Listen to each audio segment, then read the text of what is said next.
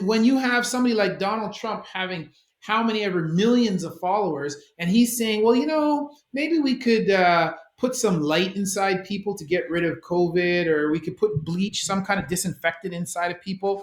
People will look at that, and educated people will go, well, that's idiotic. Why would you do that? Right? Because they'll be able to critically analyze that and go, that level of information that gets a -5 on the importance scale.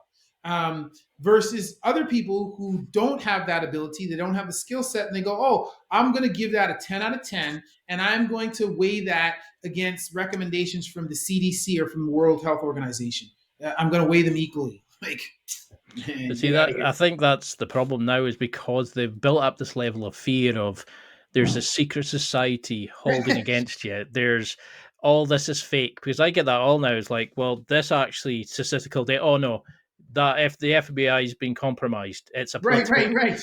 Nobody wants to listen to this because we'd rather believe that there's some bad guy out preventing you from doing it. Where there's plenty of opportunities, but you have to. It's like, how can people be interested in YouTube videos but not interested in learning about where their information's coming on, where they decide on how they vote, what Yes, money, how they spend their money, what charities they support, how they live their lives? I just think it's terrifying.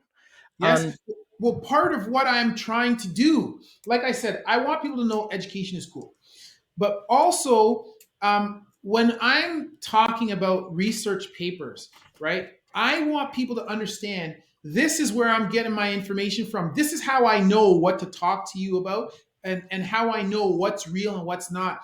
I throw those in there so that people can, I'm not saying to them go read this paper, but I'm providing a source for my information. And I want them to understand, when you are talking, you can't just talk out of your ass, or you can't talk about something, oh, I saw this on Twitter and it's facts because I saw it on Twitter. No.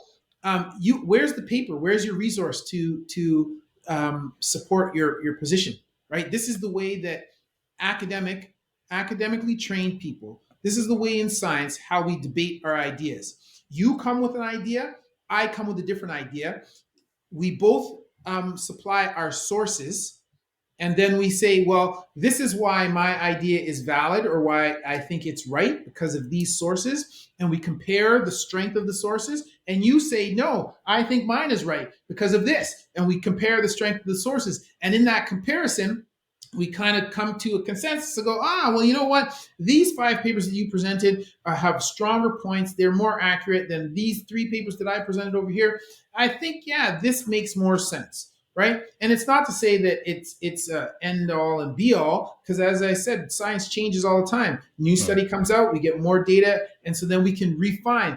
But if the truth is this point over here, when we start looking for the truth, at first we're doing this. And then as we get closer to the truth, the oscillations get smaller and smaller. And eventually we get to the truth.